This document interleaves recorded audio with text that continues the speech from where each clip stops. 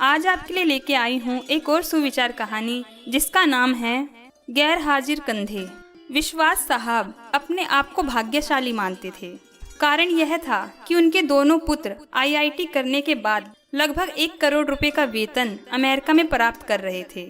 विश्वास साहब जब सेवानिवृत्त हुए तो उनकी इच्छा हुई कि उनका एक पुत्र भारत लौट आए और उनके साथ ही रहे, परंतु अमेरिका जाने के बाद कोई पुत्र भारत आने को तैयार नहीं हुआ। उल्टा उन्होंने विश्वास साहब को अमेरिका आकर बसने की सलाह दी।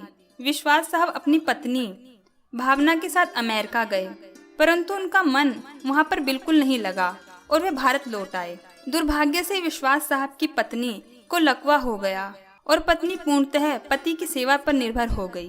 प्रातः नित्य कर्म से लेकर खिलाने पिलाने, दवाई देने आदि का संपूर्ण कार्य विश्वास साहब के भरोसे पर था। पत्नी की जुबान भी लकवे के कारण चली गई थी। विश्वास साहब पूर्ण निष्ठा और स्नेह से पति धर्म का निर्वहन कर रहे थे।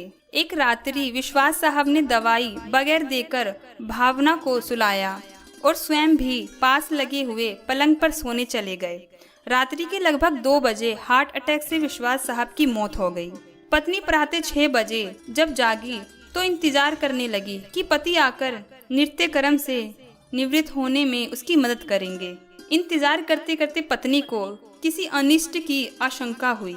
चूंकि पत्नी स्वयं चलने में असमर्थ थी, उसने अपने आप को पलंग से नीचे गिराया और फिर फिसलते हुए अपने पति के पलंग के पास पहुंची। उसने पति को हिलाया डुलाया पर कोई हलचल नहीं हुई। पत्नी समझ गई कि विश्वास साहब नहीं रहे।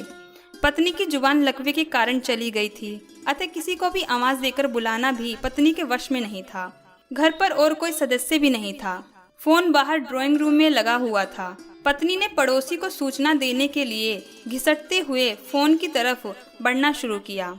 लगभग 4 घंटे की मशक्कत के बाद वह फोन तक पहुंची और उसने फोन के तार को खींचकर उसे नीचे गिराया।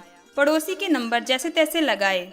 पड़ोसी भला इंसान था। फोन पर कोई बोल नहीं रहा था, पर फोन आया था, अतः वह समझ गया था कि मामला गंभीर है। उसने आस पड़ोस के लोगों को सूचना देकर इकट्ठा किया। दरवाजा तोड़कर सभी लोग घर में घुसे।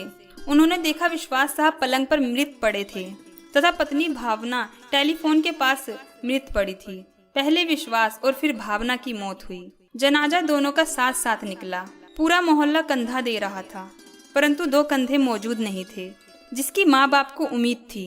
शायद वे कंधे करोड़ों रुपए की कमाई के भार से पहले ही दबे हुए थे। उम्मीद है दोस्तों आपको ये कहानी पसंद आई होगी। फिर मिलती हूँ एक और नई सुविचार कहानी के साथ। तब तक के लिए अपना ख्याल रखें।